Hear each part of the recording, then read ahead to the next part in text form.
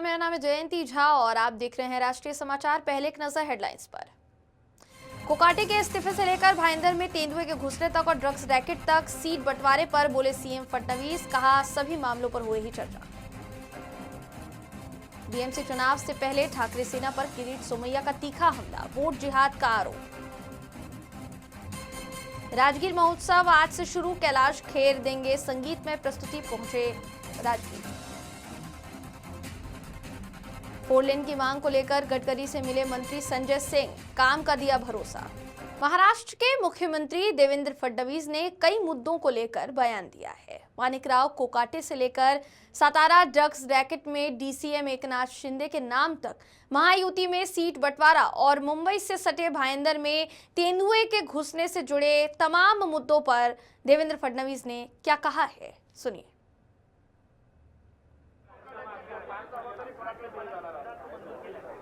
माणिकराव कोकाटेंचा राजीनामा मंजूर करण्यात आलेला आहे आणि त्यांच्या खात्यांची जबाबदारी आता अजितदादांकडे देण्यात आलेली आहे। त्या संदर्भात लगेच आपली टीम त्या ठिकाणी कार्यरत झालेली आहे। हे सगळे वाढते प्रकार अत्यंत गंभीर आहेत, म्हणूनच आपण आता रेस्क्यू सेंटर्स तयार करायला मोठ्या प्रमाणात काम सुरू केलेलं आहे। बिबटे देखील आपण पकडतो, पण रेस्क्यू सेंटर तयार करून त्याच्यामध्ये बिबटे सोडणं हे आता महत्त्वाचं आहे। त्याकडे अतिशय वेगानं काम चाललेलं आहे। मी पोलीस विभागाचं अभिनंदन करतो की हा जो काही त्या ठिकाणी धंदा चालला होता तो पूर्णपणे त्याचा पर्दाफाश करून आणि त्याच्यावर मोठी कारवाई पोलिसांनी केली आहे। या संपूर्ण प्रकरणामध्ये जाणीवपूर्वक राजकीय दृष्ट्या कुठेतरी उपमुख्यमंत्री एकनाथराव शिंदेजींचं नाव आणण्याचा जो प्रयत्न चाललेला आहे तो चुकीचा आहे, तो निषेधार्ह आहे। कुठल्याही पद्धतीनं आतापर्यंतचे जे काही एव्हिडन्सेस आहेत त्यात त्यांचा किंवा त्यांच्या परिवाराचा या ठिकाणी कुठलाही संबंध दुरान्वयानेही आलेला नाही। त्याच्यामुळे मला असं वाटतं की कुठेतरी दिशाभूल करून अशा पद्धतीनं बाजारानं संबंध जोडायचा हे काही योग्य नाही आहे। या संदर्भात पूर्ण चौकशी आम्ही करतो। चांगल्या पद्धतीनं चाललेलं आहे। आमचे जे दोन्ही कडचे नेते आहेत हे नेते नीट महायुतीचं जागा वाटप करतायत। मला असं वाटतं या 2 दिवसात ते पूर्ण होऊ शकतं। बुलेटिन में आगे बढ़ते हैं। बीजेपी के नेता और पूर्व सांसद किरीट सोमैया एक बार फिर से शिवसेना चीफ उद्धव ठाकरे और उनकी पार्टी पर हमलावर नजर आए। बताया जा रहा है किरीट सोमैया ने आरोप लगाते हुए कहा कि मुंबई म्युनिसिपल कॉर्पोरेशन चुनाव को लेकर ठाकरे सेना ने बिगुल बजाया है और कांग्रेस का वोट जिहाद शुरू हो गया है। उन्होंने दावा किया कि ठाकरे सेना बिना इजाजत बनी मस्जिद नहीं गिराएगी, बल्कि वहां एफएसआई को दोगुना देगी। सोमैया ने यह भी आरोप लगाया कि शिवसेना नेता अरविंद सावंत मुंबई के भिंडी बाजार और मोहम्मद अली रोड जैसे इलाकों में ऐसे पर्चे बांट रहे हैं जिनका मकसद खास वर्ग को साधना है। आगे वो तंज कसते हुए ये भी कहते हुए नजर आते हैं कि ठाकरे का हॉर्न सुबह बजता है, लेकिन मस्जिदों पर बिना इजाजत लगे हॉर्न के शोर पर उद्धव ठाकरे एक शब्द भी नहीं बोलते। सोमैया ने साफ कहा कि ये म्युनिसिपल कॉर्पोरेशन मराठी इंसान के वजूद की लड़ाई नहीं, बल्कि दोनों ठाकरे परिवार के अस्तित्व की लड़ाई है, जो 16 तारीख को खत्म हो जाएगी। मुंबई महापालिका ठाकरे साहब ने बिगुल बजाया है वोट जिहाद का। अब उद्धव ठाकरे सेना और राहुल गांधी की कांग्रेस स्पर्धा में लगे हैं और उनके घोषणा पत्र घोषणा है मुंबई की अधिकृत अनधिकृत मस्जिद, एक भी मस्जिद टूटेगी नहीं, सभी मस्जिद के एफएसआई डबल कर देंगे। उन्होंने अब घोषणा दी है कि हम जो देवेंद्र फडणवीस भाजपा सरकार ने मस्जिद के अनधिकृत भोंगे लाउडस्पीकर बंद किए, हम उसका पुनर्विचार करेंगे। उन्होंने घोषणा की है कि मस्जिद के नाम से लैंड जिहाद को हम प्रोत्साहन देंगे। मुंबई महापालिका में जो अब चुनाव होने जा रहा है, ठाकरे सरकार का, ठाकरे सेना का एक ही लक्ष्य है वोट जिहाद। विधानसभा चुनाव में भी यही परिस्थिति हुई थी। विधानसभा चुनाव में इसी प्रकार की स्थिति हुई थी। माहिम, कलीना, बांद्रा पूर्व, ये सब मुस्लिमों के कारण जीते थे। भारतीय जनता पार्टी ये मुंबई के विकास के लिए, मुंबई का महापौर मुंबई कर हो, हिंदू हो, महायुति का हो, इसके लिए लड़ रहे हैं। जबकि छोटे ठाकरे और बड़े ठाकरे महापालिका में थे जो माफिया कॉन्ट्रैक्टर की कमाई के हिस्से के लिए लड़ रहे हैं। बुलेटिन में आगे बढ़ते हैं। खबर पटना से। राजगीर महोत्सव की शुरुआत आज से होने जा रही है, जिसको लेकर देश विदेश तक एक अलग पहचान बनाने वाले कैलाश खेर कार्यक्रम में शामिल होने के लिए पहुंच चुके हैं। कैलाश खेर जैसे ही पटना पहुंचे, मीडिया ने उनसे कई सवाल किए, उन्होंने जवाब क्या दिया सुनाते हैं आपको, सुनिए। रहा है और कैलाश खेर और कैलासा उनकी प्रस्तुति होने वाली है। ये पूरा आइए, पूरा पटना आइए, पूरा बिहार आइए। महादेव के ऊपर आपका बहुत सारा सॉन्ग है, एक गाना सुना दीजिए। आइए आइए, सुनिए सुनिए, हमारे गाने इतने सारे आप सुनती हैं, और वहीं सुन लीजिए। और क्या एक लाइन कैसा लग रहा है पटना? बहुत प्यारा लग रहा है। हिजाब का मामला बिहार में करवाया गया। नीतीश कुमार को माफी मांगनी चाहिए। अरे भैया चलो, भैया चलो। बिहार सरकार के मंत्री संजय सिंह ने केंद्रीय सड़क परिवहन मंत्री नितिन गडकरी से मुलाकात कर पटना पहुंचते ही मीडिया से बातचीत में कहा कि हम महुआ से विधायक भी उस नाते हम हैं और उसी नाते हमने गडकरी जी से मुलाकात की है, क्योंकि महुआ से मुजफ्फरपुर जाने के साथ तारापुर के लिए 4 लेन जो है वो चाहिए और उसकी ही मांग हमने नितिन गडकरी के सामने रखी है। नितिन गडकरी जी ने ये कहा है कि अभी ये स्टेट हाईवे है, कन्वर्ट करने में थोड़ा टाइम लगेगा, हमने प्रण लिया है कि उसको पूरा करवा के रहेंगे। अब हमारा यही कहना है कि उनका किस प्रारूप में उन्होंने कहा है, अब तो यही बता पाएंगे, वो गार्जियन स्वरूप है, उनकी बातों को हम कुछ बोल नहीं सकते हैं, क्योंकि अब उन्होंने किस परिप्रेक्ष्य में ये बात बोला है ये मुझे जानकारी नहीं है। अभी उन्होंने ट्वीट किया है कि उनके वीडियो के साथ छेड़छाड़ किया गया है।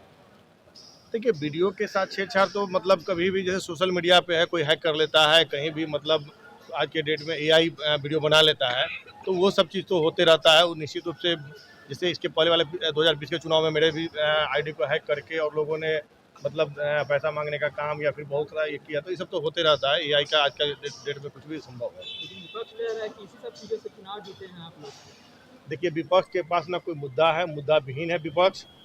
और विपक्ष को बोलिए कि पहले अपने नेता को देखे कि नेता कहाँ है। बिहार में जब विपक्ष की बात रखने वाले उनके जब नेता ही यहाँ नहीं है, तो विपक्ष की बात करना ही बेकार है। क्योंकि आप देख रहे होंगे कि जब 5 दिन के सदन में उनके नेता नहीं रह सकते हैं, जो कि बिहार के लिए इतनी बड़ी उपलब्धि थी इस चुनाव की, और इतने मैंडेट के साथ NDA जीता था, और उसके बावजूद भी विपक्ष के नेता अगर चुनाव में गायब है चुनाव के बाद से, तो निश्चित रूप से ये बिहार के लिए और सदन के लिए सही नहीं है। संसद का शीतकालीन सत्र आज समाप्त हो गया। अंतिम कार्य दिवस पर लोकसभा में विपक्ष के हंगामे की वजह से कोई भी विधायी काम नहीं हो पाया और स्पीकर ओम बिरला ने कार्यवाही अनिश्चितकाल के लिए स्थगित करने का ऐलान कर दिया। थोड़ी देर बाद सभापति CP राधाकृष्णन ने राज्यसभा की कार्यवाही भी स्थगित कर दी। इसके बाद लोकसभा अध्यक्ष ओम बिरला ने अपने कक्ष में सांसदों को चाय पर आमंत्रित किया। इस बैठक में प्रधानमंत्री नरेंद्र मोदी से लेकर रक्षा मंत्री राजनाथ सिंह, कांग्रेस सांसद प्रियंका गांधी, सपा सांसद धर्मेंद्र यादव समेत अलग अलग दलों के नेता मौजूद रहे। गौरतलब है कि संसद सत्र के समापन पर लोकसभा अध्यक्ष सत्ता पक्ष और विपक्ष के सांसदों के साथ बैठक करते हैं। मानसून सत्र के समापन पर भी ऐसी बैठक हुई थी, मगर उसमें लोकसभा में नेता विपक्ष राहुल गांधी शामिल नहीं हुए थे। इस बार की बैठक में प्रियंका गांधी शामिल हुई हैं। खास बात यह रही कि वायनाड से पहली बार की सांसद प्रियंका गांधी को केंद्रीय रक्षा मंत्री राजनाथ सिंह के बगल वाली सीट दी गई। दूसरी तरफ रक्षा मंत्री राजनाथ सिंह के पास वाली सीट पर प्रधानमंत्री मोदी बैठे हुए दिखाई दे सकते हैं। तस्वीरों में आप देख सकते हैं कि चर्चा जो है वो हुई है, और जैसा हमने बताया कि हर संसद के कालीन सत्र के खत्म होने के बाद इस तरीके की चर्चा जो है उसकी तस्वीरें सामने आती है, और इससे जुड़ी तस्वीरें आप अभी फिलहाल देख पा रहे हैं। हैदराबाद में सार्वजनिक सेवा आयोगों के अध्यक्षों के राष्ट्रीय सम्मेलन के उद्घाटन के बाद अपने संबोधन में राष्ट्रपति ने कहा कि PSC की भूमिका केवल भर्ती तक सीमित नहीं है, बल्कि लोकतांत्रिक संस्थाओं में भरोसा बनाए रखने की भी है। उन्होंने स्पष्ट किया कि उम्मीदवारों की ईमानदारी और सत्यनिष्ठा को सर्वोच्च प्राथमिकता दी जानी चाहिए। राष्ट्रपति द्रौपदी मुर्मू ने कहा कि भर्ती प्रक्रियाओं में डिजिटल टूल्स, डेटा सुरक्षा और नई तकनीकों की समझदारी से इस्तेमाल करना जो है उसकी तकनीक ढूंढनी जरूरी है। इससे न सिर्फ प्रक्रिया तेज होगी बल्कि पारदर्शिता और निष्पक्षता भी मजबूत होगी। राष्ट्रपति द्रौपदी मुर्मू ने सार्वजनिक सेवा आयोगों से आह्वान किया है कि तेजी से बदलती तकनीक से जुड़ी चुनौतियों का पहले से अनुमान लगाएं और पारदर्शिता, विश्वसनीयता और ईमानदारी को अपनी चयन प्रक्रिया का मूल आधार बनाएं। उन्होंने ये भी कहा कि देश को ऐसे सिविल सेवकों की टीम चाहिए जो वैश्विक स्तर पर प्रतिस्पर्धी हो और जनसेवा के प्रति पूरी निष्ठा रखती हो। राष्ट्रपति द्रौपदी मुर्मू ने कहा कि सार्वजनिक सेवा आयोगों को तकनीक की उभरती चुनौतियों का अनुमान लगाते हुए पारदर्शिता, ईमानदारी और वैश्विक मानकों के अनुरूप सिविल सेवकों के चयन पर ध्यान देना चाहिए। बुलेटिन में आगे बढ़ते खबर सूरत से। सूरत पुलिस ने एटीएम फ्रॉड के एक बड़े और चौंकाने वाले गिरोह का पर्दाफाश किया है। इस मामले में सबसे हैरान करने वाली बात यह सामने आई कि एटीएम चोरी का सरगना कोई आम अपराधी नहीं बल्कि एआईएमआईएम का पूर्व प्रत्याशी निकला। सूरत की उधना पुलिस ने एटीएम कार्ड की अदला बदली कर लोगों के खातों से पैसे उड़ाने वाले गिरोह को बेनकाब किया है। पुलिस ने इस मामले में यूपी के प्रतापगढ़ से 2 आरोपियों अनिल कालिया और अनिल सरोज को गिरफ्तार किया है। आरोपियों ने एटीएम कार्ड बदलकर एक फरियादी के बैंक खाते से 25,000 रुपए निकाल लिए थे। शिकायत मिलते ही उधना पुलिस ने तकनीकी जांच और सूचना तंत्र के आधार पर आरोपियों तक पहुंच बनाई और उन्हें प्रतापगढ़ से दबोच लिया। जांच में खुलासा हुआ है कि मुख्य आरोपी अनिल कालिया एक शातिर ठग है जिसके खिलाफ पहले भी कई धोखाधड़ी के मामले दर्ज हैं। वहीं दूसरा आरोपी अनिल सरोज खुद को राजनीतिक रसूख वाला व्यक्ति बताकर घूमता था। चौंकाने वाली बात यह रही कि अनिल सरोज पहले 2 बार एआईएमआईएम पार्टी से चुनाव भी लड़ चुका है। फिलहाल वो जिला पंचायत का सदस्य है। पुलिस दोनों आरोपियों को प्रतापगढ़ से सूरत के उधना पुलिस स्टेशन लेकर आई है, जहां उनसे गहन पूछताछ जारी है। आशंका ये जताई जा रही है कि इस गिरोह ने इससे पहले भी कई लोगों को एटीएम कार्ड बदलकर ठगा हो सकता है। फिलहाल उधना पुलिस मामले की गहराई से जांच कर रही है और अन्य पीड़ितों और संभावित आरोपियों की तलाश में जुटी हुई है। सूरत पुलिस की इस कार्यवाही से एटीएम फ्रॉड करने वालों में हड़कंप मच गया है। उधना पुलिस स्टेशन में उद्योगनगर जो रोड है उसके ऊपर एक्सिस बैंक का एटीएम है। वहाँ से गणेश चौहान करके फरियादी है, उसके एटीएम से 25,000 रुपये किसी ने निकाले, ऐसी एफआईआर की गई थी। इसके मुताबिक पुलिस ने इन्वेस्टिगेशन करके कुल 2 आरोपियों को प्रतापगढ़ यूपी से गिरफ्तार किया है। इसका नाम अनिल सरोज और अनिल कालिया है। इसमें अनिल कालिया है, उसके खिलाफ ऐसे एटीएम फ्रॉड के कुल 4 से 5 ऑफेंस रजिस्टर हुए हैं और जो अनिल सरोज है वो वहाँ के जो जिला परिषद है उसका सदस्य है। दोनों को गिरफ्तार किया गया है। उसके पास कुल जो इसमें जो रकम गई थी 25,000 वो रिकवर की गई है। उनकी एमओ ये थी कि बैंक में कोई भी पैसा निकलने आए तब जो उसका जो एटीएम का जो पैसे निकालने की जो जगह होती है वहाँ ये लोग टैप चिपका देते हैं और फिर पैसे नहीं निकलते। फिर वो मदद करने के बहाने उनके पास जाते हैं, उनका जो पिन है वो जान लेते हैं और बाद में जो कार्ड है वो कार्ड को चेंज करके अपने पास रख लेते हैं। उसके बाद में कोई दूसरे एटीएम में जाके फिर पैसे विड्रॉ करते हैं। सर, इनमें जो आरोपी अनिल सरोज उसकी पॉलिटिकल हिस्ट्री क्या है? किस पार्टी से चुनाव लड़ चुका है और किस पार्टी से जिला पंचायत का सदस्य? अभी जो ये अनिल सरोज है वो अपक्ष से जिला परिषद का सभ्य है और ये एआईएम से विधानसभा का जो इलेक्शन है वो लड़ चुका है। बुलेटिन में आगे बढ़ते खबर बुलंदशहर से। बुलंदशहर में सीबीआई की फर्जी रेड ने सनसनी फैला दी है। बदमाश बिल्डिंग मटेरियल व्यापारी के घर फर्जी सीबीआई अधिकारी बनकर घुसे थे। फिल्म स्पेशल 26 की तर्ज पर खुद को सीबीआई अफसर बताकर वारदात को अंजाम दिया गया। बदमाश व्यापारी के घर से करीब 5 लाख रुपए की नकदी और जेवरात लेकर फरार हो गए। बदमाशों की संख्या लगभग 3 से 4 बताई जा रही है। जानकारी ये बताई जा रही है कि परिवार के मोबाइल फोन जब्त कर एक कमरे में बंद कर दिया। वहीं फिल्मी अंदाज में लूट की सूचना से पुलिस महकमे में हड़कंप मच गया। आला अधिकारी मौके पर पहुंचे और फिलहाल पीड़ित परिवार से पूछताछ की जा रही है। आपकी जानकारी के लिए बता दें कि इलाके में नाकाबंदी कर बदमाशों की तलाश में पुलिस टीमें जुटी हुई हैं।